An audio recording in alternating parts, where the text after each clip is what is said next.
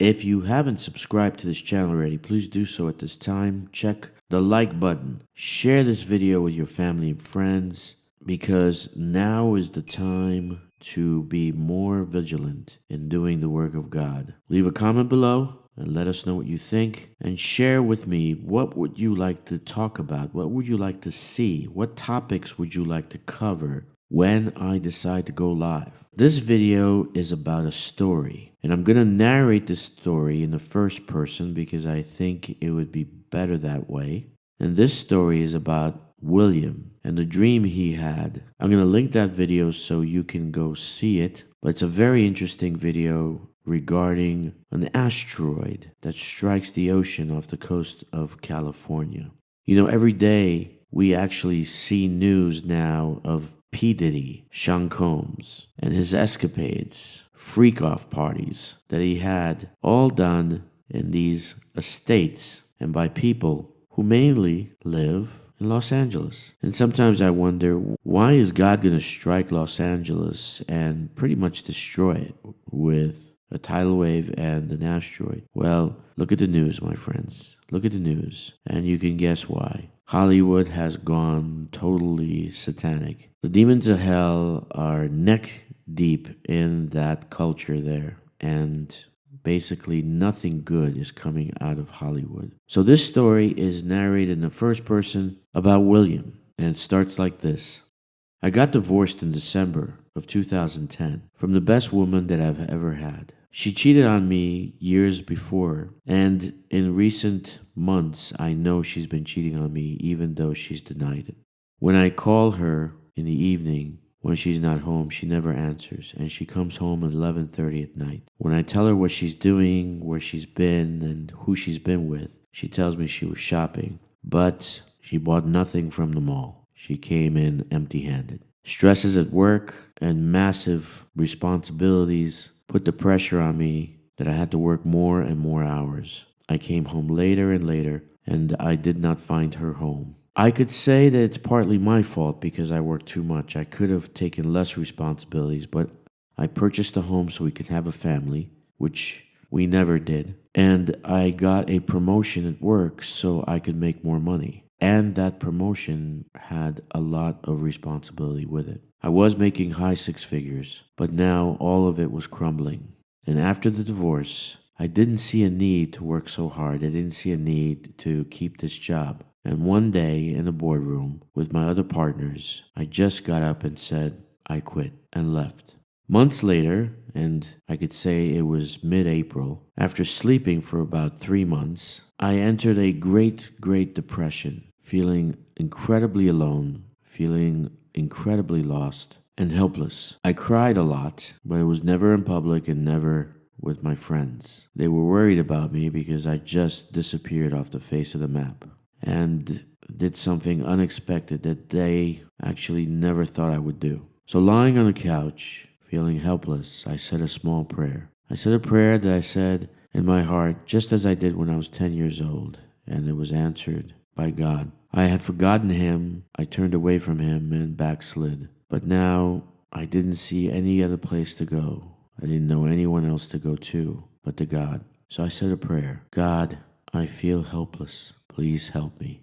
I fell into a sleep, but it wasn't a normal sleep. I could say it was like half and half. And I found myself dreaming. I could say it's a dream, but it was super real.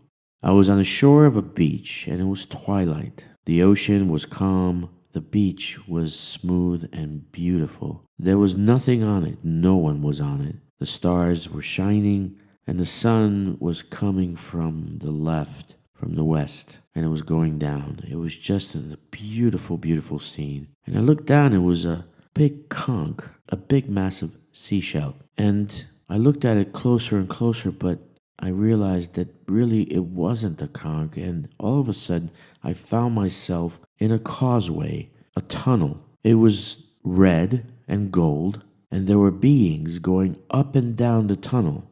Now, in this vision, I was in my shorts and t-shirt. The beings were dressed in robes and covered with some kind of material that made them undiscernible. The only thing I could see were their eyes. I was filled with incredible dread. And looking to my right, I saw that the tunnel had these crevices. I would say it looked like a cubby. And I knelt in and got in it and went into a fetal position, scared out of my head. I was terrified, and I felt life draining from me. What followed next was incredibly surprising because an angel tapped my shoulder and said, "Follow me." Something happened when he did that. Actually, a robe appeared on my body, and I no longer felt the dread, but I felt the opposite. I felt a love that I had, to this day, not felt in all my life. Even when my daughter was born, I did not feel this way with her as I did on that causeway. When I got my wits about me and I looked around, there were 2 by 2 going up and down this causeway. It was rather large, and it was moving but not moving.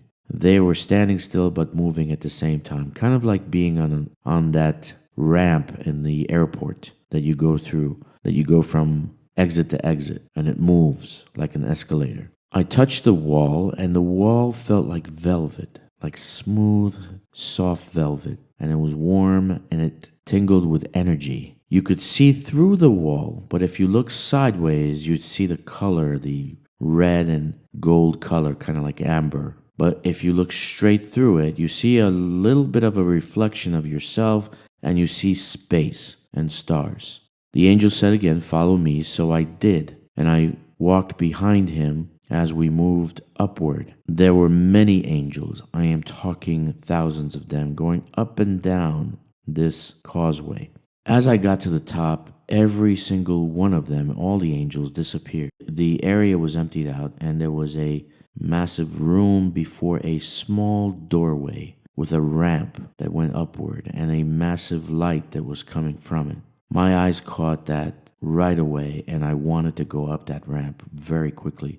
But the angel said, "This is as far as you go." I asked why. He said, "You can't go there." I asked why again, because it's forbidden. And then he proceeded to tell me what he came to see me for. He said, "God is angry at you." Mind you, it's the way he said it that caught me off guard, because he was using my mind to communicate with me. He was sharing images, and he was sharing my voice, but I know it was him talking. His face was masked by this gel-like substance, but I could see his eyes and his nose, and he looked like a lion. He said God was angry with me, and I said, "Why?" But I knew the answer, "Because you're procrastinating." And then I saw my dream in my head, and I said, "I understand." He said, "The time is short, and you have a lot of work to do." I said, "I understand." And I said, "I want to go there." And I turned and looked towards the light, said, "You can't." I also asked, "How is this possible?" He said, "Quantum mechanics." Now, I'm not a physicist. If you're a physicist, you can tell me what this means. But decided to just push past him and go up the ramp. And I surprised him by doing so. I went straight ahead, and I ran up the ramp, and as I entered this area, it was a massive platform made of reflective metal. I would say it's reflective because you can see your reflection. And fire was coming off this metal. And I looked to the left, and I saw 3 angels, 1 large one and 2 smaller ones. And the 2 small ones were debriefing, I guess talking to the large one about what was going on. All 3 of them became angry at me. In the distance, I saw a mountain, and I wanted to go there. But as I turned around, the angel said, "You must go. You can't be here any longer." And that's when I kind of got pulled to him, and we started proceeding downward. When I woke up on the couch, I felt like a steamroller just ran over me. I literally felt zero energy. I didn't know what day it was. It felt like days and weeks had passed by, but in reality, when I looked down at my watch, only a couple hours passed by. What they told me is that I need to share the dream of Los Angeles and the asteroid hitting the ocean off the coast of Los Angeles. And this ends the narration. I hope you enjoyed this story. May Jesus be with you. God bless you all. I am Daniel of the 144,000. Please subscribe.